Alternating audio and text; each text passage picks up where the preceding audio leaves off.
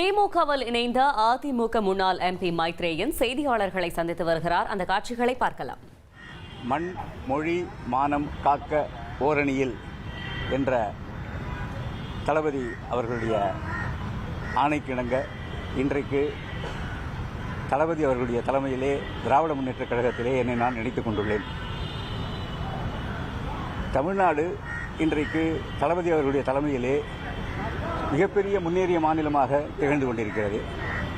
கல்வி, சமுதாய முன்னேற்றம், தனிநபர் வருமானம், பொருளாதார வளர்ச்சி என்று அனைத்து துறைகளிலுமே முன்னணி மாநிலமாக இருக்கிறது என்பது ஒன்றிய அரசுடைய பொருளாதார ஆய்வறிக்கை அதிலும் சரி, அந்தந்த துறைகளுடைய அறிக்கைகளிலுமே மிக தெளிவாக இருக்கின்றன.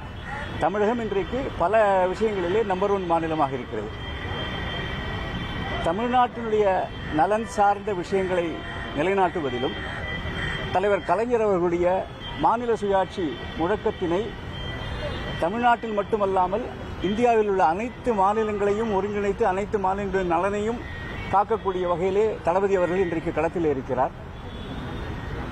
களத்திலே தமிழர்கள் சார்பாக தளபதி அவர்கள் இருப்பதால் தான் தமிழ்நாட்டு மக்கள் தளபதி அவர்கள் பின்னால் நிற்கிறார்கள்.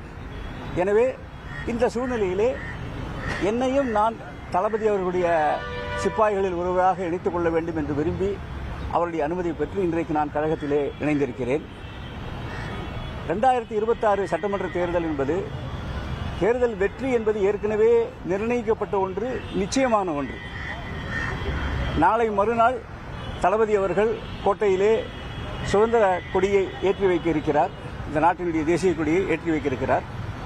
அடுத்த ஆண்டும் ஆகஸ்ட் 15ஆம் தேதி மீண்டும் தளபதி அவர்கள்தான் கோட்டையிலே கொடியேற்றுவார். எனவே வெற்றி, கழகத்தினுடைய வெற்றி, திராவிட முன்னேற்ற கழகத்தினுடைய வெற்றி நிர்ணயிக்கப்பட்ட ஒன்று.